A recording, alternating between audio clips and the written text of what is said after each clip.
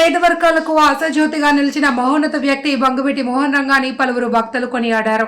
రంగా 37వ వర్ధంతి సందర్భంగా పాతగాజువాక కూడలిలో రాయల్ యూత్ ఫోర్స్ ఆధ్వర్యంలో నిలువెత్తు రంగా కటౌట్ ను ఎమ్మెల్యే పల్ల శ్రీనివాసరావు ఆవిష్కరించారు. అనంతరం పాతకర్ణవాణి పాలెం శ్రీకృష్ణదేవరాయ కన్వెన్షన్ లో విశ్రాంత సైనికుడు రావుతో గోవింద్ అధ్యక్షతన జరిగిన కార్యక్రమంలో బీజేపీ ఏపీపీడియా ప్యానలిస్ట్ కర్నంరెడ్డి నరసింగారావు, కార్పొరేటర్ రాజాన రామారావు మాట్లాడుతూ రంగ ఆశయ సాధనకు అంతా కృషి చేయాలి అని కోరారు. కాపు సామాజిక వర్గంలో ఉంటూ ఉన్నత చదువులు చదివేందుకు అవకాశం లేని వారికి అంతా అండగా నిలవాలి అని, అలాంటి వారికి కేఎన్ఆర్ ఫౌండేషన్ సహకారాన్ని అందిస్తుందన్నారు. ఐఏఎస్, ఐపీఎస్ తదితర ఉన్నత చదువులు చదివి సామాజిక వర్గానికి మంచి పేరు తెచ్చి సమాజ అభివృద్ధికి బాట వేయాలి అని సూచించారు. రంగా లాంటి గొప్ప మనసున్న వ్యక్తిని స్మరించుకుంటూ ఆయన పేరిట సేవా కార్యక్రమాలు చేపట్టాలి అని సూచించారు. ఈ కార్యక్రమంలో గుడివాడ అమ్మన్న, కార్పొరేటర్ రాజాన రామారావు, గంధం వెంకటరావు, ఆకుల అప్పలసూరి, రామచంద్రరావు, అప్పల రామ్మూర్తి, మురళీదేవి తదితరులు పాల్గొన్నారు. అనంతరం పలువురిని సన్మానించారు. విజయవాడ గిరిపురంలో ఉన్నటువంటి పేదల ఇళ్ల పట్టాల కోసం ఆయన ఆమరణ నిరాహార దీక్ష చేస్తే మరి ఇదే రోజు డిసెంబర్ 26వ తేదీని కొంతమంది దుండగులు ఆయన అత్యంత దారుణంగా హత్య చేశారు. అప్పుడు రాష్ట్ర వ్యాప్తంగా మరి అల్లర్లు చెలరేగాయి. సుమారు 40 రోజుల పాటు కర్ఫ్యూ విధించింది. 42 మంది ప్రాణాలు పోయాయి. మన ప్రపంచవ్యాప్తంగా మీడియా అంతా వెళ్ళింది, ఎవరి నాయకుడు, ఆయన చనిపోతే ఇంత లక్షలాదిగా ఇంతమంది తరలి వస్తున్నారు, ఎవరు అభిమాన నాయకుడు అంటే అప్పుడు తెలిసింది స్వర్గీయ బంగువీటి మోహన్ రంగ గారి కోసం. ఈరోజు ఆయన మన ప్రాంతంలో ఏం చేశారని చెప్పి కొన్ని గ్రూపుల్లో కూడా మెసేజ్లు వచ్చాయి. యూత్ ఫోర్స్ నేను ఒకటే చెప్తున్నాను, మీరు సేవ చేయాలనే ముందుకు వస్తున్నారు, అభినందనలు.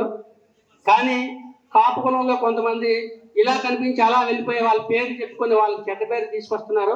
అలాంటి వాళ్ళు మనం ఎట్టి పరిస్థితుల్లోనూ కూడా ఎంకరేజ్ చేయకూడదు. మనం మత విద్వేషాలు రెచ్చగొట్టకూడదు. ముందు మాట్లాడేటప్పుడు కూడా చెప్పారు, మనం ఆంధ్రప్రదేశ్ రాష్ట్రంలో 27% ఉన్నాం, మన అధికారంలో రాలేదన్న బాధ ఉంది. కానీ మరి రాజకీయాలు మనమంతా ఒక పార్టీలో లేం కదా, ఒక్కొక్కరు ఒక్కొక్క పార్టీలో ఉన్నారు. వాళ్ళ అవకాశాలను బట్టి వాళ్ళ తప్పనిసరి పరిస్థితుల్లో కొంతమంది ఉండొచ్చు.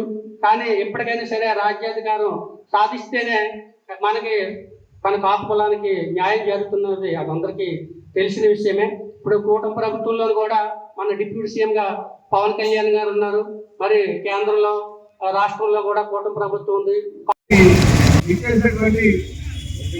పెద్దలందరికీ కూడా వివిధ పార్టీ నాయకులు ఉన్నారు, ఆపదాల నాయకులు ఉన్నారు, అభిమానులు ఉన్నారు. అందరికీ కూడా పేరు పేరు నమస్కారం తెలియజేసుకుంటూ ఈ వర్ధంతి రోజున రంగా గారికి చాలా నివాళులు అర్పిస్తూ ఆయన ఆశయాలు ఏవైతే ఉన్నాయో అవి కొనసాగించడానికి మా ప్రయత్నం చేస్తామని చెప్పి ఈ సందర్భంగా తెలియజేస్తున్నాం. అలాగే ఈ రోజు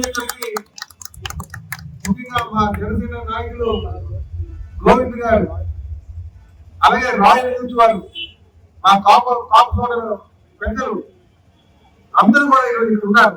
వారు కూడా మమ్మల్ని ఆహ్వానించడం చాలా ఆనందంగా ఉందని చెప్పి ఈ సందర్భంగా తెలియజేస్తున్నాం.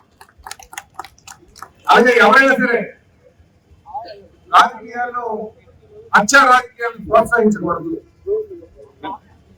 హత్యా రాజకీయాలను ప్రోత్సహించిన వాళ్ళు ఎవరైనా సరే వారికి ఖచ్చితంగా ప్రజలు దూరంగా పెడతారు.